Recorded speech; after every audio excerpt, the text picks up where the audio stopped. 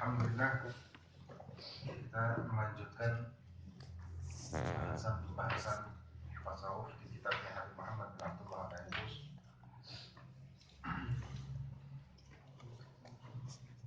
Dan kita membahas yang kemarin masalah tentang sifat kesombongan ketika orang itu menolak pemberian dengan alasan menolak pemberiannya adalah untuk menunjukkan bahwa dia orang yang zuhud.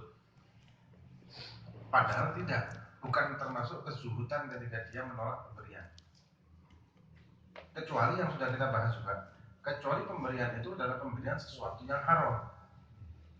Kalau pemberian itu pemberian haram, ya otomatis wajib kita tolak.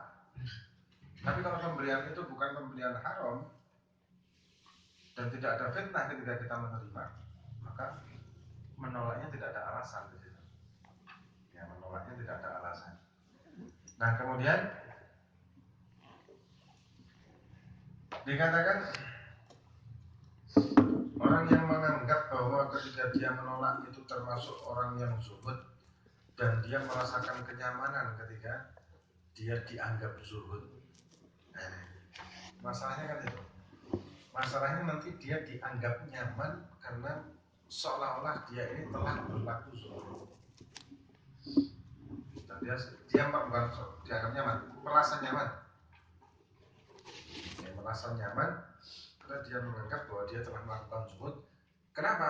Karena kebanyakan masyarakat menganggap itu adalah zuhud. Menolak pemberian itu adalah zuhud. Padahal menolak pemberian termasuk kesombongan. Apalagi kalau misalkan dia membutuhkan. Nah, pertanyaannya kalau menolak pemberian sedangkan dia merasa sudah tidak membutuhkan, ya sudah merasa cukup, ya tidak membutuhkan, dia menolak dengan alasan seperti itu sebetulnya tidak ada alasan. Terima, kasihkan ke orang yang membutuhkan. Tapi dia menolaknya itu gara-gara dirinya sendiri, berarti kan? Berarti kan ada kesombongan kan di situ. Aku sudah punya. Jangan, saya tidak menolak karena saya sudah punya. Dia merasa seperti itu, maka ada timbul rasa sedikit berbeda atau rasa bisa dikatakan rasa lebih dari orang lain. Merasa hebat telah menolak. Dan merasa hebat telah menolak ini kan termasuk membahayakan. Termasuk kesombongan. Merasa hebat ketika dia menolak pemberian, ketika dia tidak membutuhkan. Kalau dia membutuhkan tapi dia menolak, ini juga termasuk kesombongan.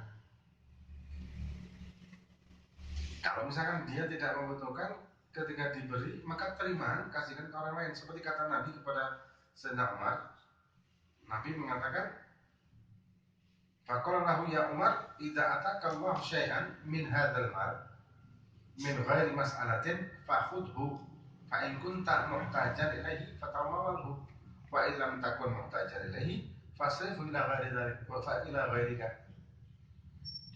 Hei Umar, apabila Allah memberikan kamu sesuatu dari harta ini atau dunia ini, Allah memberikan sesuatu melalui orang lain, otomatis ya, melalui perantara.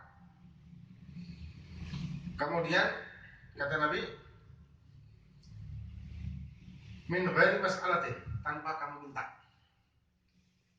Tanpa meminta. Jadi tanpa minta harus dikasih. Tanpa minta, tanpa mencari, tanpa minta, tanpa mengharap. Maka khudhu, ambillah, kata Nabi. Apabila kamu membutuhkan, memang kamu butuh itu pemberian, ya terima, pakin. Fatamawalu, maka pakin. Kalau kamu butuh, pakin. Kalau kamu tidak butuh, maka gunakan atau kasihkan ke orang yang membutuhkan selain kamu. Fasrifu ila ghairika, maka berikan kepada yang selainmu, orang yang membutuhkan yang selain kamu. Nah, ini kan lebih manfaat. Ini kan lebih manfaat daripada dia menolak atau malah membuangnya. Dengan alasan zuhud diberi sama orang malah dibuang. Ini kan. Kalau kita lihat para habaib, ada Ja'far itu, ada Habib Ali. Itu kalau orang datang ngasih sama beliau, ngasih ditaruh di bawahnya kasur, dia duduk di atas kasur itu di bawah kasur. Sampai datang orang taruh. Nanti ada yang datang nggak bawa uang, ini yang malah yang diambilkan kasihkan tanpa lihat, tanpa ngitung. Jadi kayak apa masuk keluar gitu. Kayak wali juga begitu. Kasih orang. Nanti ada orang yang santrinya yang apa? Yang butuhkan dikasih buat ongkos jalan, buat naik becak atau naik. Jadi cuma kayak semacam muter gitu, cuma semacam apa? Semacam tumpang lewat itu aja. Bukan ditolak, diterima, tapi nanti baliknya ke orang-orang itu. Muter aja duit. Kemudian walaysa min syiyamil akhyar tak ma yanfa' inda maulahum hifdzal namus. Bukan sikap orang-orang yang apa? Orang-orang yang hebat itu adalah menolak pemberian dari Allah Subhanahu wa taala. Menolak pemberian karena menjaga harga dirinya. Menolak pemberian karena menjaga harga diri. Ini bukan termasuk sikap dari orang-orang yang hebat. Bukan sikap orang-orang saleh. Bukan sikap orang-orang muqarrabin, orang yang dekat sama Allah. Bukan sikap orang wali min auliya. Jadi menjaga harga dirinya dengan menolak pemberian dari Allah melalui orang. Melalui makhluk Allah. Wa mura'ah limathil awam, dan menjaga untuk tetap selalu dipuji oleh orang awam. Dengan dia orang yang menolak pemberian. Coba kita bayangkan, memang kalau orang itu menolak pemberian secara terang-terangan kan kita memandang dengan orang hebat itu biasa. Tapi ada masalah di situ. Tapi bukan berarti kita ngarep-ngarep. Nah ini kalau buat kita orang awam susah untuk memilah antara kita ngarep dengan kita harus menolak atau menerima ini. Tadi memang kalau untuk ini masalah ini kita kalau diterapkan secara umum kepada orang awam memang agak susah. Karena ada hal-hal yang terperinci di situ.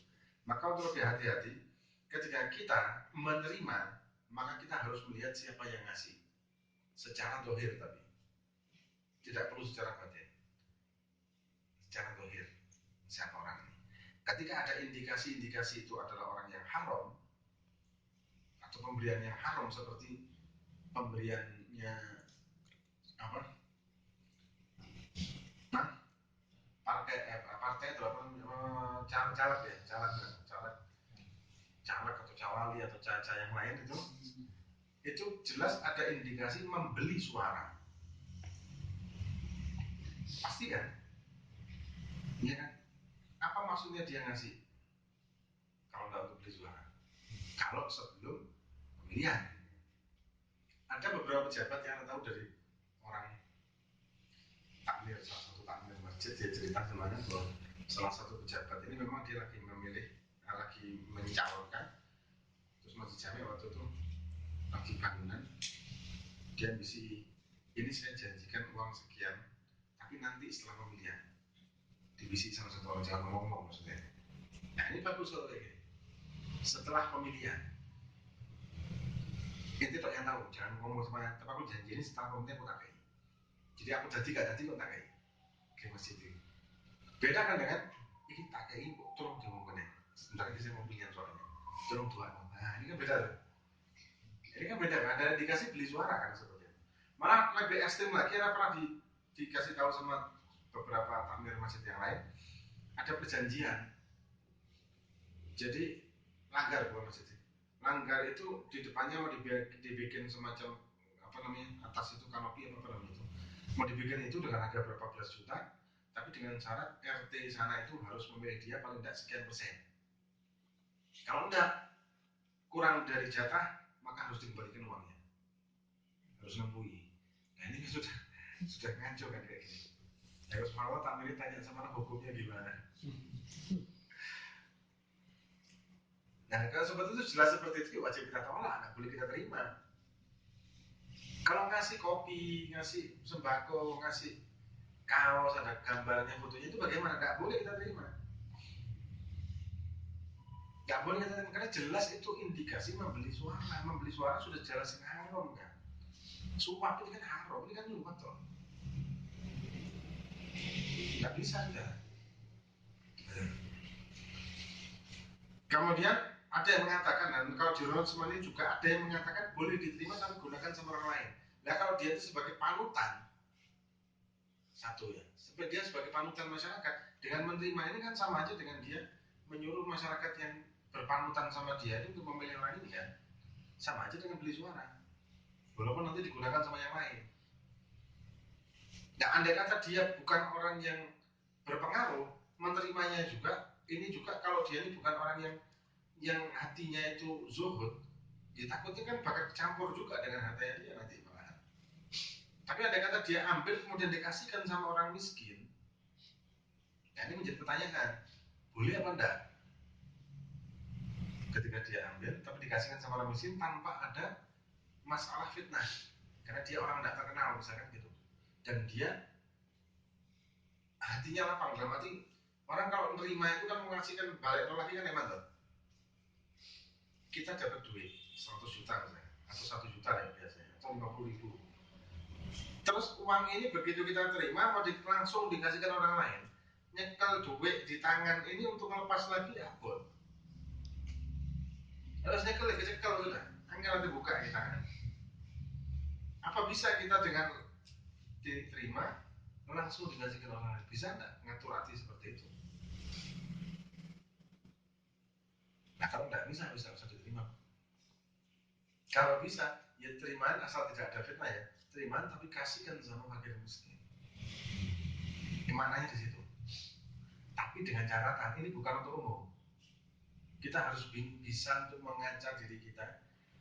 Kita harus bisa menentukan atau menjadikan diri kita ini orang yang mampu atau tidak mampu. Walaupun kebanyakan sebagai orang yang awam kita tidak mampu. Saya ketemu mungkin mampu saja. Dari sebulannya juta gitu ya betul. Ya apa ya?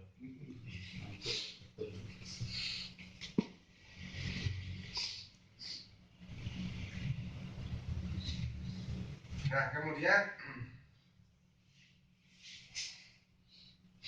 dengan sya'an arifin ithar mardatihi ta'ala sawa'un kana fi dhalika i'zaz li janibihim aw qasrihim wa hawanihim fi a'yunin nas. Karena orang-orang yang arif, orang-orang yang hebat, orang-orang yang dekat dengan Allah, orang-orang wali, itu mereka mengutamakan keridhaan Allah. Tidak peduli mereka itu dengan melakukan keridhaan Allah itu dia mendapatkan kemuliaan di masyarakat atau malah mendapatkan kejelekan di mata masyarakat, tidak peduli. Yang penting yang dicari apa? Ridhonya Allah. Dan masalah tadi kita bahas Allah meridho tidak ketika kita terima. Itu loh. Tapi kalau menimbulkan fitnah di masyarakat, walaupun sebetulnya Allah ridho kita terima, tapi menimbulkan sangkaan di masyarakat, maka tidak kita terima. Kenapa? Karena ada hadis Nabi untuk kita menjauhi hal-hal yang menjadi kita tertuduh atau menjadi kita disuudoni orang. Misalkan ya kita mau beli rokok di warung. Nah warung ini kan biasa kan ada beberapa warung kan begitu. Memang jual rokok, tapi plus jual khamr. Jadi rombongnya itu memang jualan rokok, ada rokoknya memang, tapi ada khamr-khamrnya juga. Dan maaf orang yang beli di situ adalah orang yang beli khamr. Nah ketika kita beli rokok di situ gimana? Disudoni orang kan? Nah karena kita disudoni orang, mestinya beli rokok kok. Orang menudoni kita beli khamr, maka lebih baik kita tidak beli di situ, menjauhinya. Walaupun sebetulnya aku gak tuku khamr, aku tuku rokok. Sama seperti orang masuk ke daerah-daerah tempat-tempat yang maksiat, di situ memang tempat maksiat. Walaupun alasannya buat dakwah, dakwah masuk ke kafe gitu misalnya, dakwah masuk di lokalisasi misalkan. Tapi sangkaan orang pasti jelek, sangkaan orang pasti tidak ada sing apik sudah. Maka lebih baik dihindari. ketika bisa menimbulkan kesuudonan orang dan bisa menimbulkan bahan ghibah. Jadi kita harus menghindari untuk menjadi bahan ghibah. Jadi jangan memberi kesempatan hawa nafsunya orang lain dan hawa nafsu kita untuk memulai suatu perbuatan dosa. Contoh lagi, kita kerinan, kita misalkan tidur bareng sama konco-konco gitu, gimana ya, lagi liburan atau apa. Tahu-tahu kita kerinan subuh, teman-teman sudah sholat subuh, kita kerinan. Atau mungkin di mana, pokoknya di tempat yang banyak orang ya, orang tahu. Kita kerinan subuh, akhirnya jam 7 sholat subuh atau jam 8 sholat subuh. Waktu sholat subuh itu katanya ulama, ketika adanya orang, bukan kita sholat sendirian, maka dianjurkan kita untuk tidak kunut. Kenapa? Kalau kita kunut akan menimbulkan fitnah dan menjadi bahan hawanya orang lain untuk bahan ghibah, bahan maksiat. Wih, nyami ini sholat subuh, lapoai membengi ini kan jadi masalah. Tapi ketika kita sholat tanpa kunut, orang kan oh Tuhan.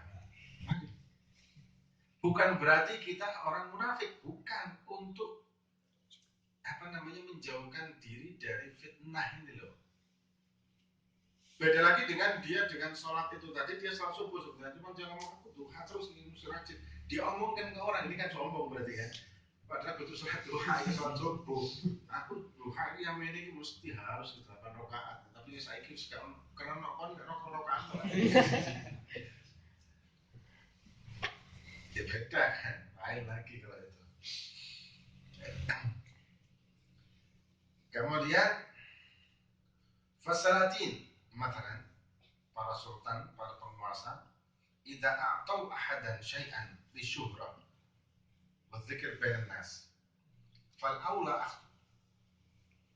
Para penguasa-penguasa dimisalkan sama Habib Muhammad bin Abdullah itu sini, apabila memberi seseorang sesuatu, harta, duit, apa segala macam, untuk supaya terkenal dan supaya diingat sama masyarakat bahwa dia ini loman atau dermawan gitu ya, si penguasa itu, maka lebih aula, fal aula, diterima, diambil.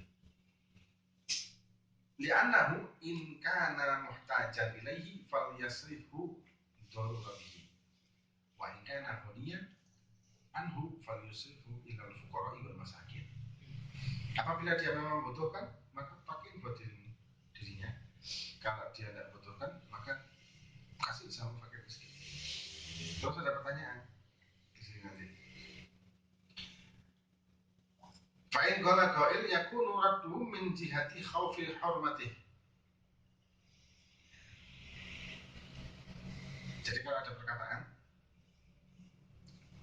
perkataan mengembalikannya itu karena takut ini haram dari penguasa, soalnya dari pejabat.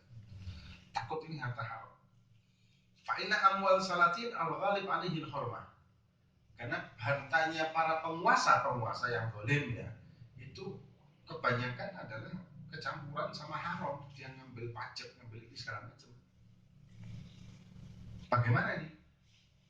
Qulna hadzal amwal haram allati fi aidi salatin majhulah.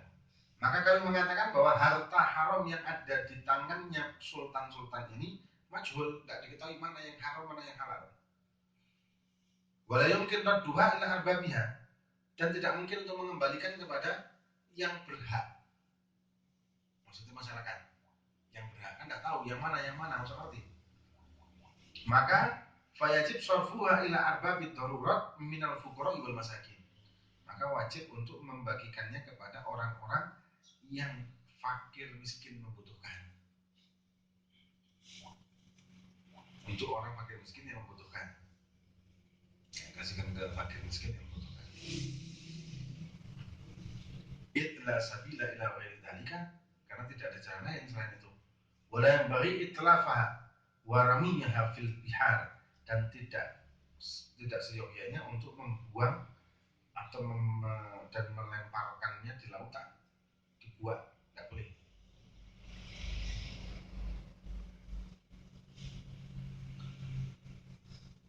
Jadi tidak boleh dibuang ke lautan, dibuang, tidak boleh. Tapi tadi, Anda kembali lagi kan tadi, zamannya kalau yang sekarang, ketika para sultan, para penguasa yang mau berkuasa, pemilihan dia membeli suara, ini kan indikasinya beda lagi sudah. Dan tergantung kitanya juga.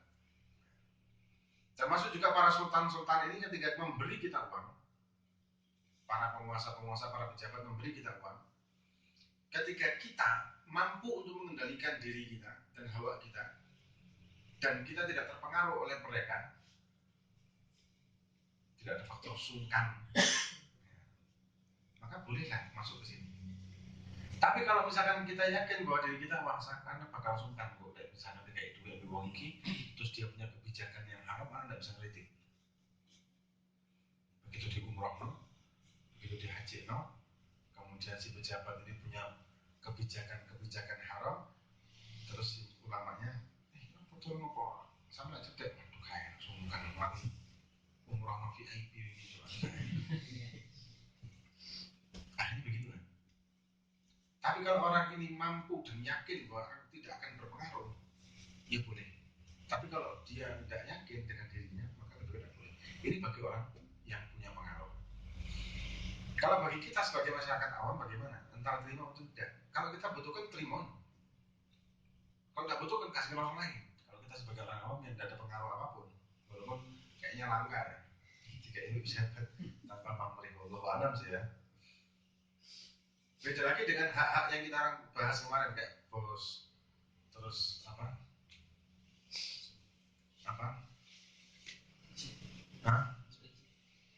Ya, intensif itu kan hak kita sebagai masyarakat, boleh menerima itu, tidak masalah. Ya, tapi kalau misalkan kayak sakit, biaya sakit, rumah sakit atau apa dikasih pemerintah, itu pun tidak masalah kalau gratis ya. Tapi yang menjadi masalah sekarang bayar sih. Jadi yang sudah bayar seperti BPJS, kayak asuransi kan, sebetulnya asuransi. Padahal mestinya masyarakat itu tidak ada asuransi, pemerintah yang nanggung, harusnya kan begitu. Harusnya itu pemerintah menanggung biaya pendidikan, biaya kesehatan masyarakat. Dan masyarakat yang suruh bayar, nggak podonya asuransi. Apa bedanya? Nah, kalau misalkan anggaplah bukan asuransi, nggak ada bayar-bayaran, tapi begitu ada sakit langsung dikasih biaya rumah sakit gratis segala macam dari pemerintah, boleh diterima, nggak apa-apa. Nah, kalau asuransi ini masih pertanyaan, boleh apa enggak? Wallahu a'lam, tanya-tanya. Karena ada yang mengatakan asuransi BPJS itu katanya bersyariat, tapi wallahu a'lam Anda bisa jawab. Karena juga skemanya bagaimana, cara kerjanya bagaimana juga enggak. Kita kan tidak menguasai kalau ekonomi nggak biasa makan bangku sekolah soalnya. Biasanya makan karpet gitu kan. Mondok ya. Nah, kemudian jadi tidak mungkin untuk dibuang, tapi diterima dengan catatan tadi itu, kasihkan kepada fuqara masakin yang membutuhkan, karena tidak ada jalan lain. Idla sabila ila ghairi dzalik, karena tidak ada jalan lain selain itu, apa lagi jalannya. Dan itu juga harus kita bedakan antara orang awam atau orang yang mempunyai pengaruh. Ini ada perbedaan di sini. Nah, terus kita bagaimana ya, tadi kita bahas, kalau kita diberi tanpa ada tendensi untuk membeli suara, silahkan diterima selama kita tahu, yakin bahwa ini bukan jelas haram. Tapi kasihkan ke orang lain kalau kita sudah tidak membutuhkan, kasihkan ke orang lain, kasihkan ke orang masakin, asal jangan di masjid. Kalau masjid jangan masuk hal-hal yang subhat, karena itu kan subhat. Kalau harta sultan itu sebenarnya kan subhat, tapi diterimanya itu kan kemudian dikasihkan ke orang lain, tapi bukan berarti memberikan subhat, bukan berarti memberikan orang subhat, tapi memberikan orang haknya. Kan memberikan orang haknya. Beda dengan orang yang ahli riba. Ahli riba, semuanya uangnya ini dari riba semuanya, dan yakin kita itu dari riba, yakin 100% itu adalah hasil riba, dikasihkan kita, ya bukan subhat namanya kan, kalau gitu. Kayak gitu kan bukan subhat. Tapi kalau kita menerimanya untuk menolong dia, kita menerimanya kemudian dikasihkan langsung dikasihkan ke maslahat umum, dikasihkan ke maslahat umum, bukan kita terima sendiri, asal tidak ada fitnah bagi kita. Boleh. Kenapa? Karena haknya ini masalah umum kalau riba. Uang haramnya riba, bunga bank atau uang-uang yang lain itu kan haknya masalah umum. Itu kan haknya masalah umum. Asal itu tadi kita bisa jaga diri kita dan kita yakin tidak akan terkena fitnah. Kembali lagi ke posisi kita, profesi kita seperti apa. Kalau seorang yang dipandang atau tokoh, ya lebih baik hati-hati lah kalau masalah ini. Apalagi zaman sekarang kan gampang sekali kan fitnahnya. Zaman sekarang ulama di fitnah itu gampang sekali. Salaman sama pejabat, tas oleh duit, langsung gitu kan. Salaman tok, padahal kain ketemu, langsung gitu. Zaman sekarang ini zaman fitnah luar biasa. Lah aku kan biasanya dibeli sama pejabat ini, oke ya, itu mau ditukui. Zaman sekarang itu gampang orang-orang gitu. Nah, ini karena membahayakan seperti ini maka kita harus jaga, karena situasinya sudah berubah. Ya. Jadi pemahaman yang kita bahas tadi itu pemahaman yang masih harus ada kupasan lagi. Kalau zaman dulu kita memahami ini langsung seperti ini. Kalau zaman sekarang karena zaman sudah berubah maka harus kita kupas lagi.